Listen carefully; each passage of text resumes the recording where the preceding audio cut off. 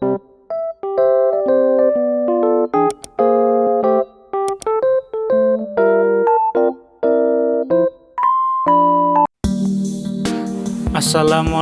warahmatullahi wabarakatuh.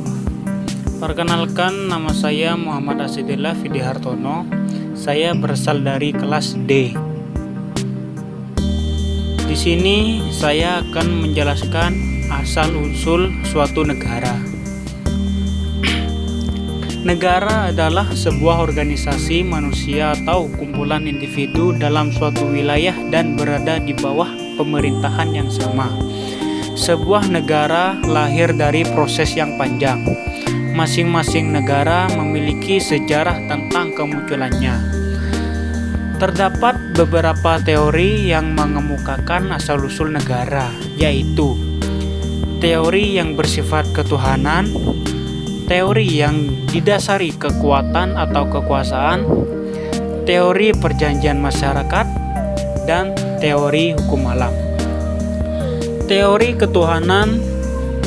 Teori yang bersifat ketuhanan merupakan teori tertua dalam kerangka asal-usul negara. Teori ini merujuk pada perjanjian terdahulu bahwa Tuhan adalah sumber kekuatan negara. Bangsa Yahudi percaya bahwa Tuhan yang menetapkan seorang raja. Kaum Yahudi yakin bahwa raja merupakan wakil Tuhan dan diamanatkan kepadanya tanggung jawab yang harus dilaksanakan.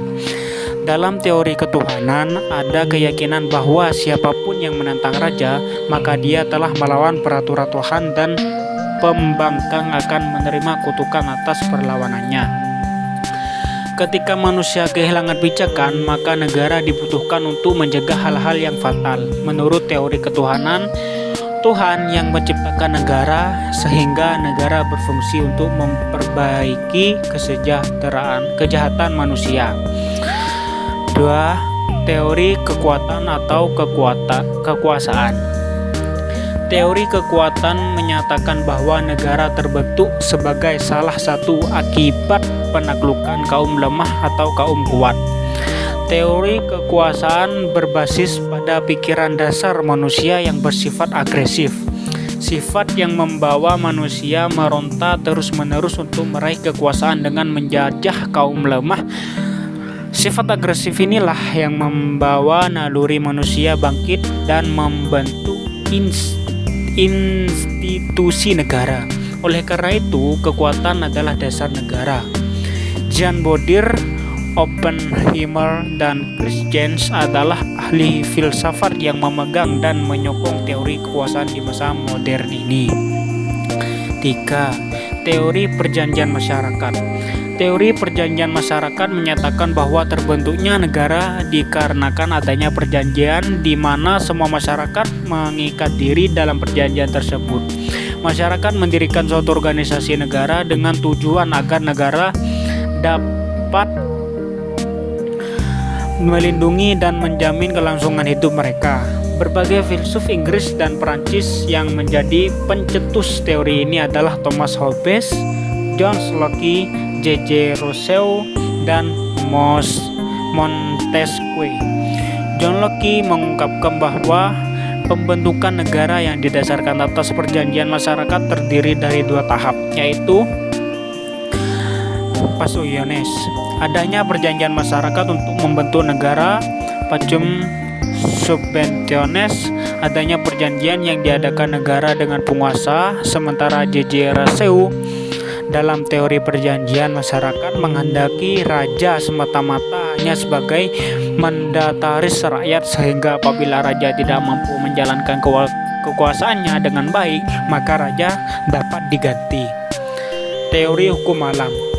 Teori hukum alam akan menjelaskan bahwa negara lahir karena adanya kekuasaan alam yang berlaku di setiap waktu dan tempat serta bersifat universal dan tidak berubah.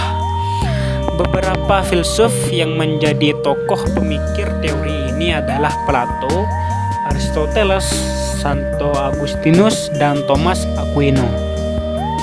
Para pemikir teori ini mempunyai pandangan bahwa antara negara dengan alam mempunyai sebuah keterikatan. Berikut pandangan sejumlah tokoh tersebut terkait teori hukum alam dalam proses terbentuknya negara. Plato mengungkapkan terjadinya negara secara evolusi. Aristoteles mengungkapkan manusia adalah zoom politikon yang membentuk keluarga masyarakat negara. Santo Agustinus mengungkapkan terjadinya negara karena suatu keharusan sebagai penebus dosa atas perbuatan manusia. Thomas Aquino mengungkapkan bahwa negara merupakan lembaga alamiah yang diperlukan manusia untuk menyelenggarakan kepentingan umum. Mungkin hanya itu yang dapat saya sampaikan. Kurang lebihnya mohon maaf. Assalamualaikum warahmatullahi wabarakatuh. Thank you for watching.